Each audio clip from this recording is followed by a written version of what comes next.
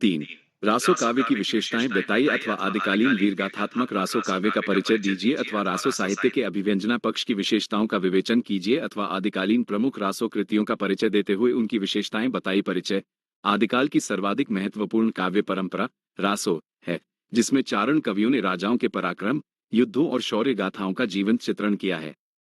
प्रमुख रचनाकार और रचना: चंद बरदाई, पृथ्वीराज रासो और जगनिक परमाल रासो। 10 मुख्य बिंदु। वीर रस की प्रधानता। रासो काव्यों का मुख्य उद्देश्य अपने आश्रयदाता राजाओं की वीरता का ओजपूर्ण और अतिरंजनापूर्ण वर्णन करना था। श्रृंगार का समावेश। वीर रस के साथ साथ इसमें सुंदर राजकुमारियों के विवाह और प्रेम प्रसंगों के रूप में श्रृंगार भी मिलता है। ऐतिहासिकता और कल्पना।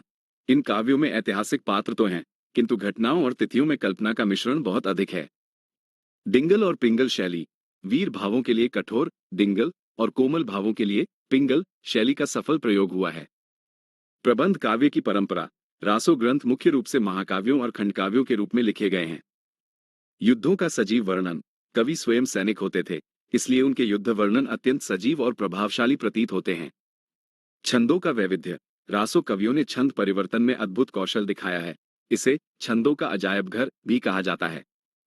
आश्रयदाताओं की प्रशंसा। कवियों ने अपने राजाओं को नायक मानकर उनकी अतिशयोक्तिपूर्ण प्रशंसा की है। प्रकृति चित्रण। प्रकृति का प्रयोग अक्सर युद्ध या विरह के उद्दीपन के रूप में हुआ है। राष्ट्रीयता का अभाव। यहाँ राष्ट्र का अर्थ पूरा भारत न होकर केवल अपना छोटा सा राज्य समझा जाता था। संबंधित साहित्य।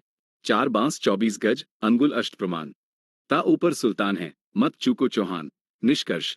रासो काव्य हिंदी साहित्य के आरंभिक काल की ओजस्वी अभिव्यक्ति और तत्कालीन सामंती गौरव का जीवंत दस्तावेज है, जिसमें कल्पना और वीरता का अनूठा संगम है।